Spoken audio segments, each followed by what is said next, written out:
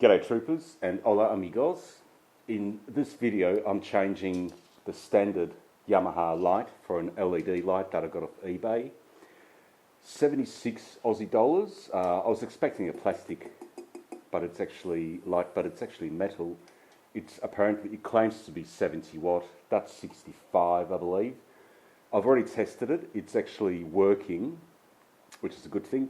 I've managed to drop it. There's a dent somewhere on it already. I think there. I dropped it. It still works, so it bolsters my confidence in this cheap light, 76 bucks. It came with brackets, so the idea would be to replace the light, lower it a little bit. It's going to be held on with the brackets, and the brackets have got extra holes, which means I'll be able to hang my indicators off the headlight bracket as well, which will align the indicators with the headlight and sort of like just, I think, make the bike look more pleasing. I'll be able to get rid of this thing, that thing, and it will just look better. I know there's quite a bit of wires inside this light, so I'm not sure where I'll be able to hide them, but time will tell. I've been replacing all bolts with just Allen bolts because I reckon they'll look better. Boom, there you go. Whoa, that's a lot of wires, no? The light comes out. I don't have the position light, that's already gone because I've already played around with this.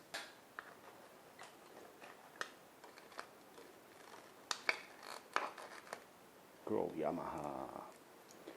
So that's the light off. Now, oh my goodness. So you have to disconnect all of this shit for the light to come out. It all comes out, cool.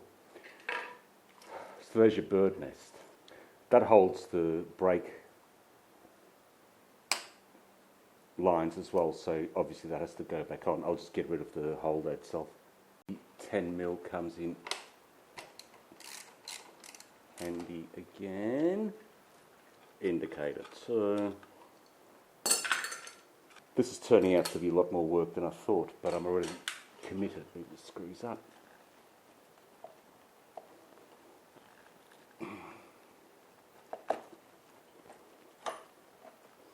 Got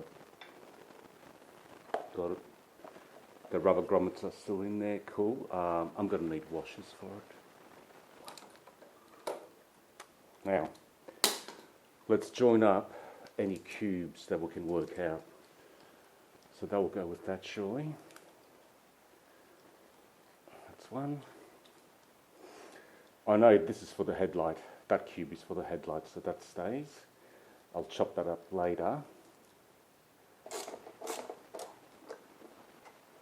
So indicators are more or less attached, just loose. I'll adjust them later. So that's what it's going to look like. Yeah, that's reasonable. Yeah. This one in here, yep, we've got the indicators working, so that's cool. Both indicators are working. At this point I'm getting quite frustrated because I found the wire for the Parker light. I can test it. Positive to frame, gives you 0. Turn on the light. That's a Parker light on. There's my 12 volts. With the cube, however, look at this. If I do, that's a drive light there.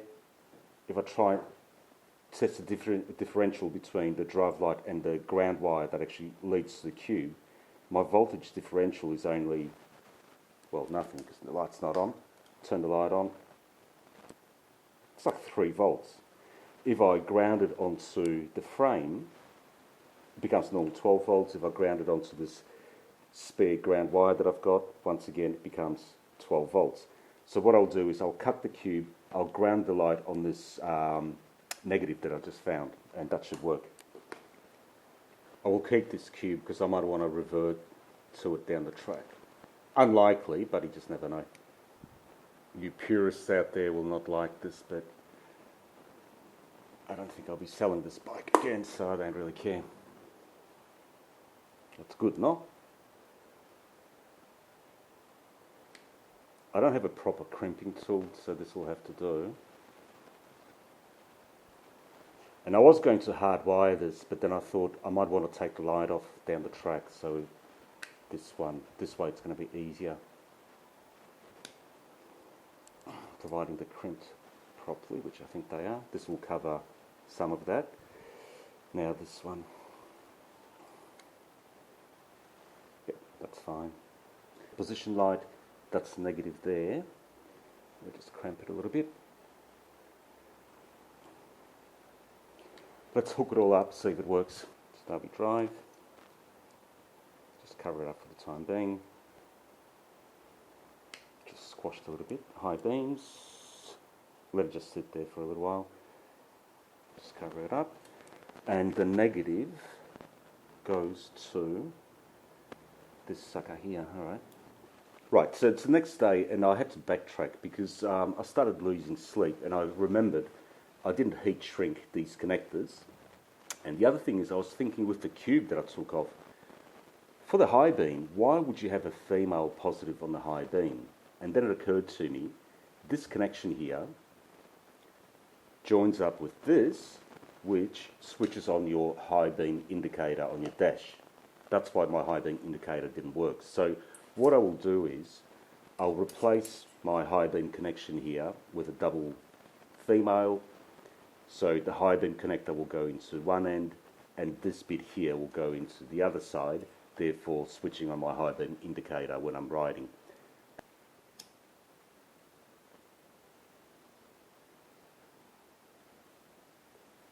On, parking, driving, high beam. Seems to be working. Cool. So there'll be a few cables just floating around, but I think I'll just... That's not too bad at all. And there you have it. New headlight, LED. I'll clean up these cables because I've got to change the handlebars anyway, but that's what it looks like. Lights, that's the position, or stop lights, driving lights, high beams, high beam pass, whatever you call it. I'll change these bolts to Allen bolts. I'll pretty it up, but quite happy with that. That looks good. Thanks for watching, guys. Until next time, bye.